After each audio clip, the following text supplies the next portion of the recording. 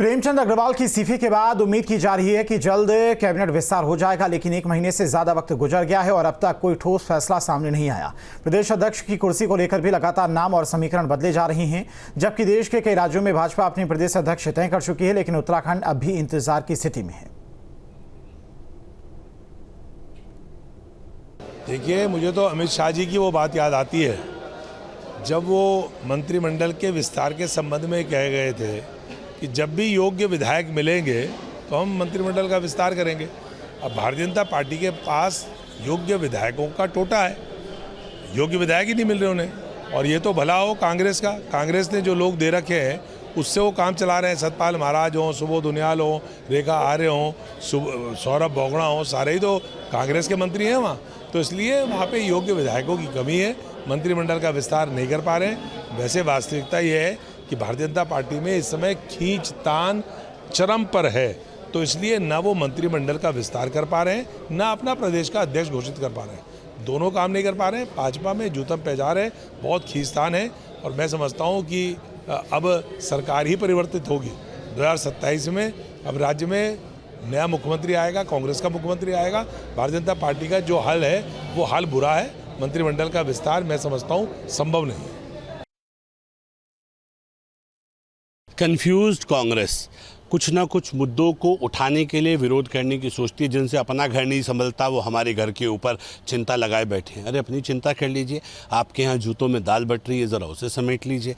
आपके नेता एक दूसरे के खिलाफ चल रहे हैं, लगातार बयानबाजी कर रहे हैं, कौन किसको निपटाने पर लगा है वो सबको दिख रहा है। हमारे यहाँ संगठन सिस्टम से चलता है और अब सबको मालूम है कि हमें राष्ट्रीय अध्यक्ष के साथ साथ प्रदेश अध्यक्ष भी मिलने वाले हैं। तो हमारे यहाँ एक सिस्टम है, उसी सिस्टम से सारे देश का चुनाव होता है। कांग्रेस की तरह नहीं है कि आज कुछ कह रहे हैं, कल कुछ कह रहे हैं और परसों कुछ और कह रहे हैं।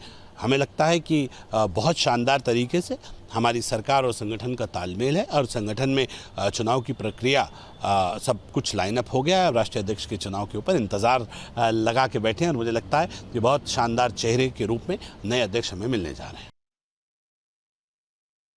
उत्तराखंड भाजपा में प्रदेश अध्यक्ष की नई नियुक्ति और मंत्रिमंडल विस्तार पूरी तरह से पहेली बन गया है। पिछले 2 महीने से इन दोनों मुद्दों पर लगातार चर्चा हो रही है। लगातार मीडिया में ये सारी चीज़ें आ रही हैं कि प्रदेश का नया अध्यक्ष बस आने वाला है, प्रदेश भाजपा का नया निजाम आने वाला है, मंत्रिमंडल में विस्तार कभी भी हो सकता है।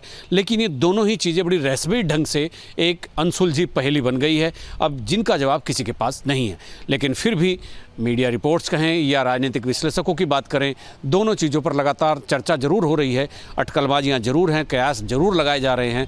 लेकिन पिछले 2 महीने से कयासबाजियों का, अटकलबाजियों का सिलसिला टूटता हुआ नहीं दिख रहा है। अब देखना यह है कि मंत्रिमंडल विस्तार और भाजपा को नया अध्यक्ष, प्रदेश अध्यक्ष कब मिलेगा। चूँकि विपक्ष लगातार इस बात को उठा रहा है कि जो भारतीय जनता पार्टी उत्तराखंड में अपने प्रदेश अध्यक्ष को नहीं चुन सकती, 5-5 कैबिनेट बर्थ खाली पड़ी हैं, उसमें मंत्री नहीं बनाए जा सकते, तो वो जनता का हित क्या करेगी। अपने सहयोगी कैमरामैन सोनी कुमार के साथ न्यूज़ स्टेट के लिए देहरादून से अजीत सिंह राठी।